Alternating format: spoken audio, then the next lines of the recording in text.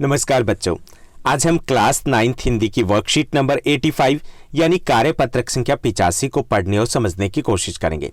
पिछली वर्कशीट में हमने अपठित और पठित गद्यांश तथा पद्यांश की बात की थी।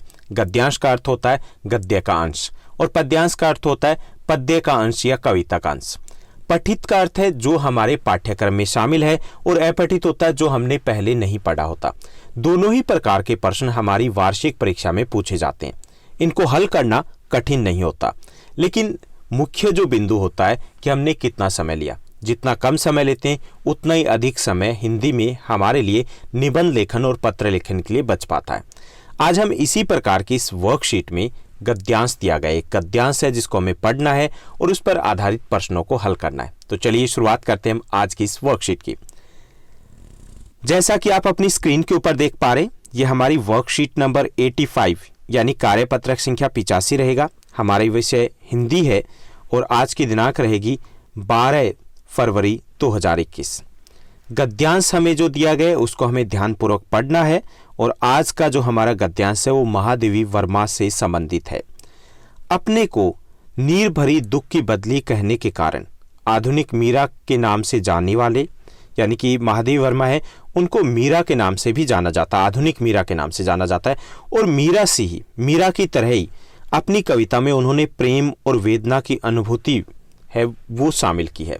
यानी प्यार को लिखा है उन्होंने, प्रेम को लिखा है उन्होंने, वेदना को लिखा है उन्होंने, दुख को लिखा है उन्होंने, कष्ट को लिखा है अपनी कविता में। इसलिए वो मीरा के नाम से, आधुनिक मीरा के नाम से जानी जाती है और उन्होंने मीरा की तरह ही अपनी कविता में प्रेम और वेदना को स्थान दिया है। श्रीमती महादेवी वर्मा हिंदी साहित्य की एक महानतम उपलब्धि है। उनका जन्म सन 1907 में फर्रुखाबाद के एक धार्मिक और संपन्न परिवार में हुआ था। कब हुआ था? 1907 में हुआ था। कहाँ हुआ था? फर्रुखाबाद में हुआ था। उनके पिता नामी वकील थे और माता करुणा से भरी सहृदय नारी थी।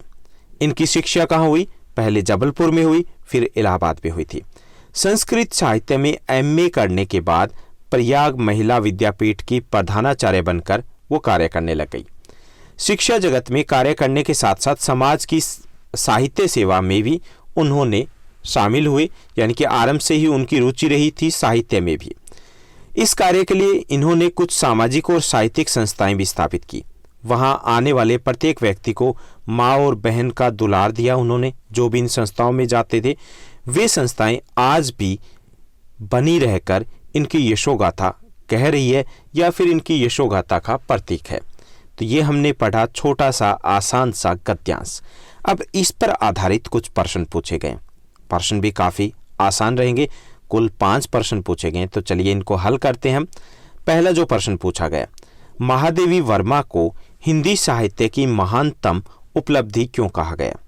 महादेवी वर्मा के हिंदी साहित्य में अभूतपूर्व या अतुलनीय योगदान के कारण उन्हें हिंदी साहित्य की महानतम उपलब्धि कहा गया है। उसके बाद दूसरा प्रश्न दिया गया। दूसरा प्रश्न है, इनका जन्म कब और कहाँ हुआ था? तो महादेवी वर्मा का जन्म सन 1907 में फर्रुखाबाद में हुआ था। उसके बाद तीसरा प्रश्न दिया गया। तीसरा प्रश्न है, इनके माता पिता के बारे में इस गद्यांश में क्या बताया गया? तो इनके पिता एक नामी वकील थे जबकि इनकी माता जी करुणा से भरी एक सहृदय नारी थी। उसके बाद चौथा प्रश्न दिया गया। चौथा प्रश्न है, इनकी शिक्षा कहाँ हुई है?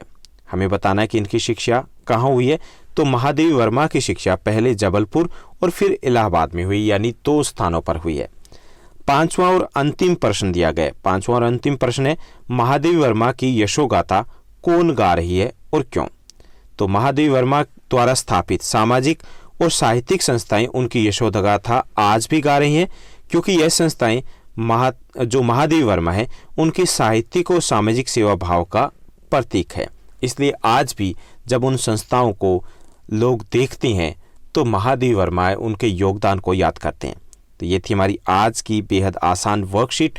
उम्मीद करता हूँ आपको अच्छे से समझ में आई होगी। अगर ये वीडियो आपको अच्छी लगी, समझ में आई, तो इस वीडियो को लाइक और अपने फ्रेंड्स के साथ शेयर करना मत भूलिएगा। Thank you, bye bye, have a nice day.